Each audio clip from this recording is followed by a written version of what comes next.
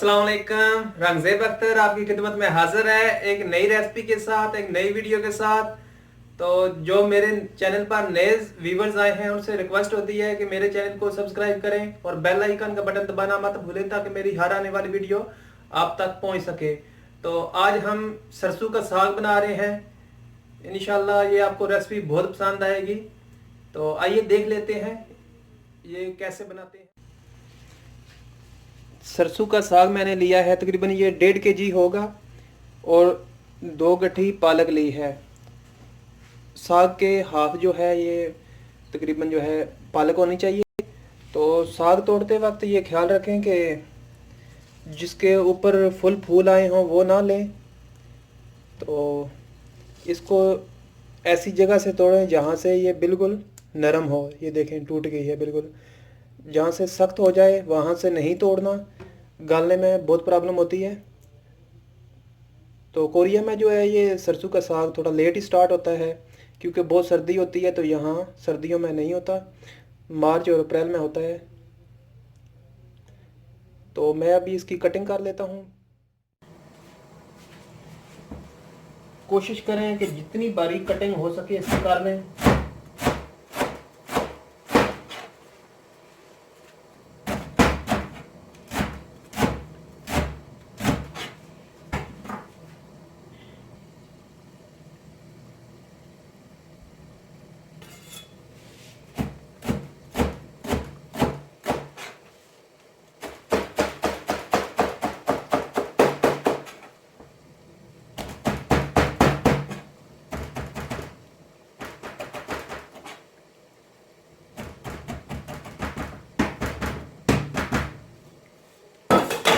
ये देखें माशाल्लाह बिल्कुल बारीक कटिंग की है, जितनी बारीक हो सके इसकी कटिंग करें। तो अब मैंने एक टप जो है उसमें पानी शामिल डाला हुआ है। पानी ये फुल भरा हुआ है, देखें ज़्यादा पानी लें ताकि उसमें अच्छी तरह से ये साफ़ हो सके।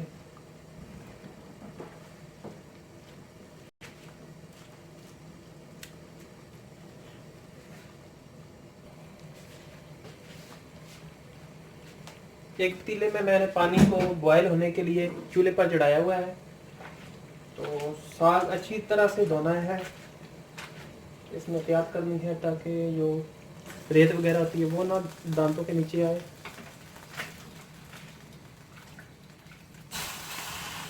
सारा इसमें डाल दें।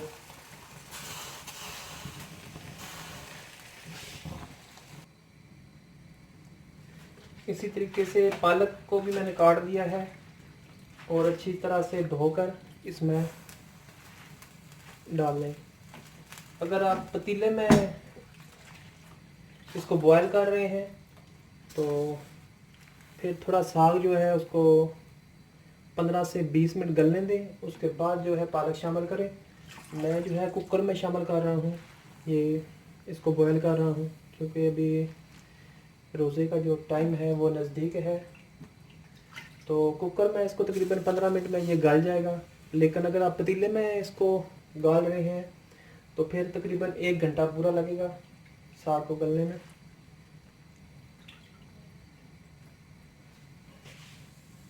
इसको थोड़ा बैठने देते हैं, फिर ढक्कन देंगे हम। ये नीचे थोड़ा प्रेस हो गया है तो मैं अब इसके ऊपर ढक्कन दे देता हूँ।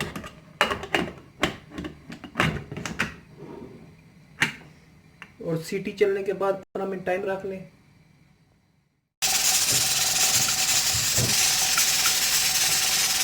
इसको सीटी को चले हुए 15 मिनट हो चुके हैं। तो अब मैंने इसको चूल्हा बंद कर दिया है और इसकी जो है हवा वो निकालते हैं।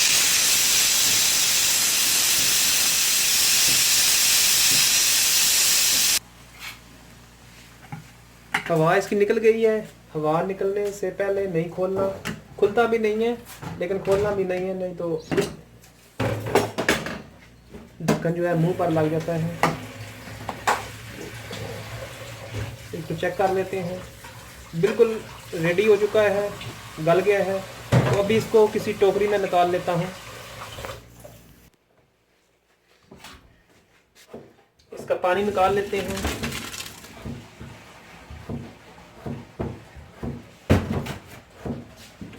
ऊपर से अच्छी तरह प्रेस कर लें, इस तरह करके, ताकि इसका पानी जो है वो अच्छी तरह से निकल जाए।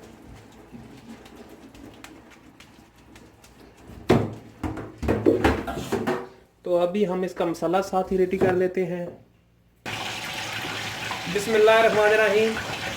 ऑयल मैंने हाफ लीटर से भी थोड़ा ज़्यादा लिया है, क्योंकि ऑयल थोड़ा ज़्यादा ही लेने हैं ताकि इसकी अच्छी तरह से जो पानी है वो खुश्क हो जाए, इसकी अच्छी तरह से कुकिंग हो जाए। तो सबसे पहले मैं इसमें ये सुरख मिर्च ली है साबुत, इसमें शामिल करूँगा। ऑयल हल्का सा गर्म हो गया है, तो इसको 20 से 25 मिनट जो है फ्राई करेंगे।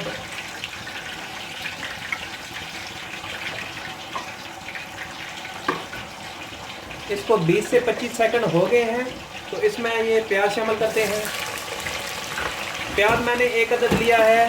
प्याज टमाटर इसमें कम ही लेते हैं, ज़्यादा लेने की ज़रूरत नहीं है। जितना इसमें प्याज टमाटर कम होंगे, इसका ज़ायका अच्छा बनेगा साग का। सरसों के साग के पराठे बहुत ही मज़ेदार बनते हैं। तो प्याज को कर लेते हैं थोड़ा फ्राई, ब्राउन कर लेते हैं। प्याज हमारा हल्का ब्राउन हो चुका है, तो इसमें ये लहसुन और अदरक का पेस्ट शामिल करते हैं। इसमें तो पानी ज़्यादा डाल के मैंने ग्राइंड किया था, थोड़ा ज़्यादा शामिल हो गया है मुझसे। तो वैसे तो ये तकरीबन 4 टेबल स्पून होंगे इसका पेस्ट। तो इसको भी हल्का सा थोड़ा कुक कर लेते हैं, लहसुन और अदरक को भी।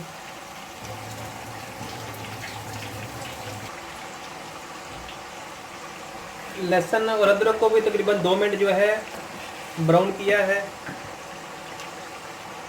तो अब इसमें मैंने 5 अदद जो सब्ज़ मिर्च थी वो ली थी, और 2 अदद टमाटर लिए थे। तो मैंने सब्ज़ मिर्च को दरमियान में से 2 हिस्सों में कर लिया है।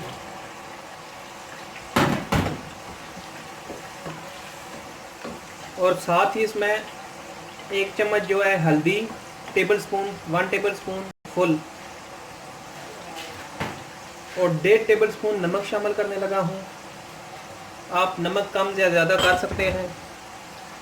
तो ये दफड़ मिर्च है 1 चम्मच। इसमें सुरख मिर्च नहीं डालते, इसकी कलर भी बहुत अच्छा आता है साग का, और जायका भी इससे बहुत अच्छा बनता है। तो ये मसाला कर लेते हैं रेडी।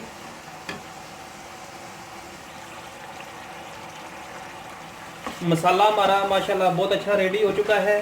देखें इसकी कितनी प्यारी लुकिंग आई है। तो अब इसमें साग शामिल करते हैं। साग को मैंने इस तरह भी करके हाथों से जो है पिन्नी बना के निचोड़ा था। इस तरह ये होता है, पानी अगर जल्दी निकल जाए तो जल्दी तैयार हो जाएगा। अब इसमें शामिल कर देते हैं।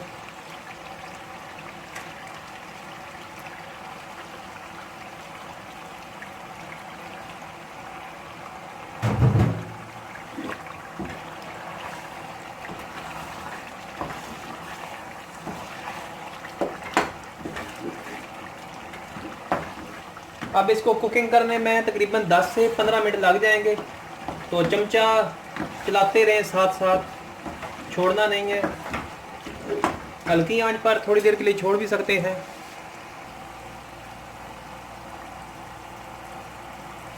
ये तैयार होने के तकरीबन करीब ही है। ऑयल थोड़ा थोड़ा नज़र आ रहा होगा आपको, छोड़ दिया इसने। तो अब इसमें मेथी शामिल कर लेते हैं। ये तकरीबन हाफ पैकेट मैंने लिया है।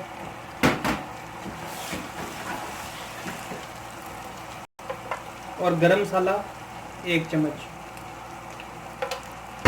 मज़ीद 2 से 3 मिनट के लिए कुकिंग करते हैं, इसको कुक करते हैं।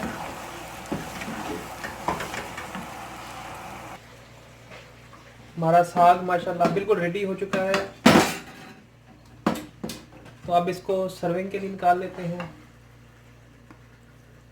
देसी घी वगैरह हो तो इसमें लास्ट में शामिल कर सकते हैं।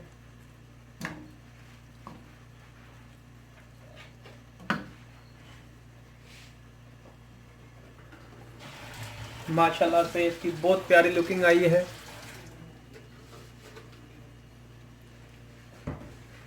इसके ऊपर मक्खन की गार्निश कर देते हैं।